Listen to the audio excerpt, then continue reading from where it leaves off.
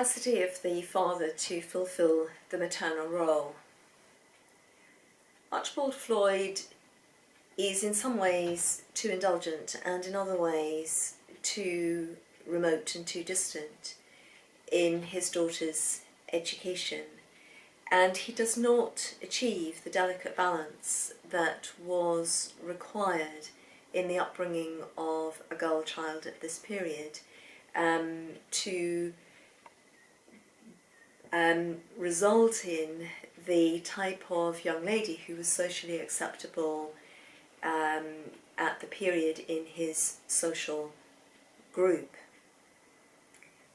Aurora is left in many respects to her own devices. She's allowed to build up friendships with the servants to the extent that the servants are encouraging her to bet on horses in the races. She spends a lot of time in the stable yard, learns a lot about horses, and also learns a lot about dogs. If we consider that that might go so far as to the breeding of horses and dogs, then this is probably at way too young an age, and certainly really below the age of 16. We don't endorse betting by young people, even in today's society.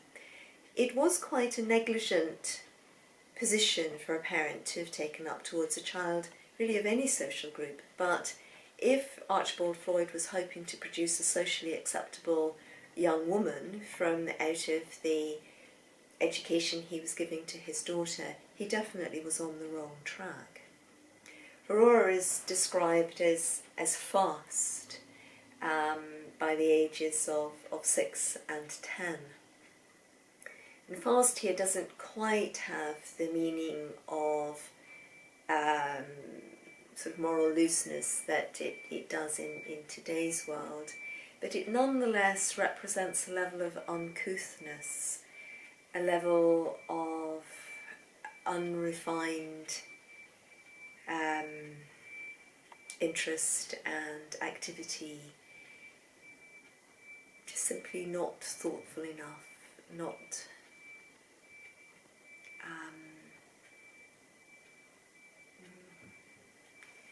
not intelligently enough engaged perhaps with the world around her. Archibald Floyd deplores the lack of ladylike qualities that his daughter displays by the time she's emerging into her teens. Yet he blames really Aurora for this. He doesn't seem to think that her character is in any way as a result of his approach to her upbringing. It never seems to occur to him that he should have undertaken a greater responsibility towards her. Presumably, all of this was the maternal role, and Archibald Floyd, perhaps because he was a man of the era, just simply didn't connect with the fact that he would need to step in and do more and be more in order to support Aurora.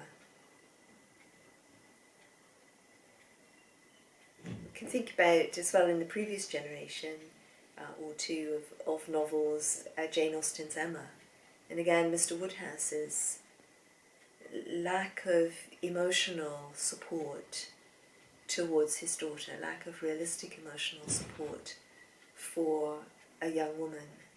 And he as well was an older father, and a very similar situation occurs in this story for Aurora.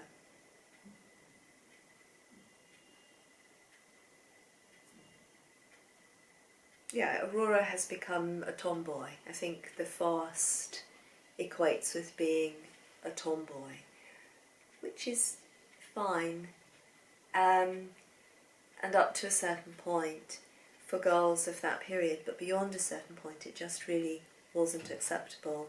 We see another example of a young girl growing up being too much involved with dogs and stables, horses and dogs and horses and the stable yard in general. In Anne Bronte's Agnes Grey, Matilda Murray as well is very uncouth, swears a lot, and there's no sensitivity to Matilda Murray. She doesn't think enough. She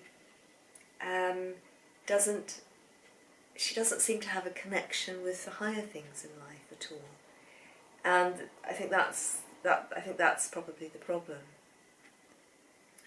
for the characters in the novel, with girls being too much involved with outdoor activities. Archibald Floyd additionally makes the very grave error, which really no mother would have ever made, of thinking that it would be pleasant for his daughter to have a good-looking groom to ride out with as she learns to ride and becomes more adept at it and takes longer, more ambitious journeys on her pony. He simply didn't perceive the potential pitfall that could be involved with this, and it was a fatal error, a fatal mistake in terms of the story of the plot, and as I say, no mother would ever have made that mistake.